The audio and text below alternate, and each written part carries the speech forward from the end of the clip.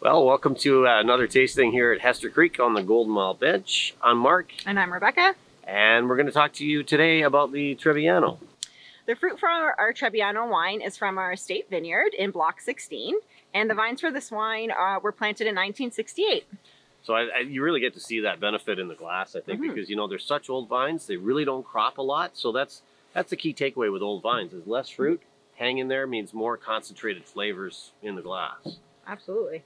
So when we process this fruit, so we hand pick it first off, and then what we do is we destem it, we sort it meticulously, and we leave the berries whole. So we get nice, clean juice. Right. And the acidity on this wine is always front and center for me. It's a very fresh, crisp wine for sure. Yeah. So the goal is to keep a lot of these berries intact so that when they go into the press, we're getting super, super clean juice, which settles, and we get very clean juice and very fruit forward. Settled for 4 days. Right. And then once it settles, we'll rack it off. So that's just sort of removing any of the heavy lees. And once we inoculate it, we used a very fruit forward yeast. So that brings out a lot more of the natural fruit characteristics that you get from Trebbiano.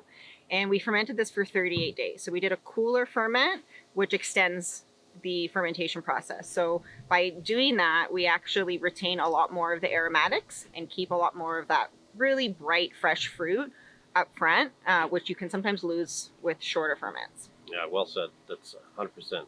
So we picked this at about 22 bricks. So the pH is a little lower this year. So I think this wine will age particularly well, but it's still got that Trebbiano that you've come to know and love.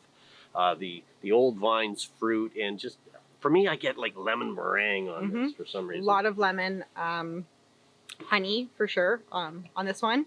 I really like having this with any kind of creamy based like Alfredo sauce or anything that is a bit richer. Sure. Really balances with the acidity of this wine. And it is slightly drier than last year, which gives it a really nice balance when you're trying to pair it with food.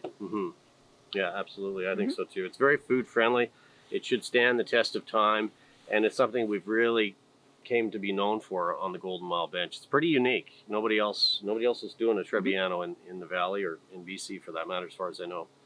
Our old vines Trebbiano, 1968, some of these vines, and the essence of Trebbiano really, we think, shows through. So, salut. Enjoy. Cheers.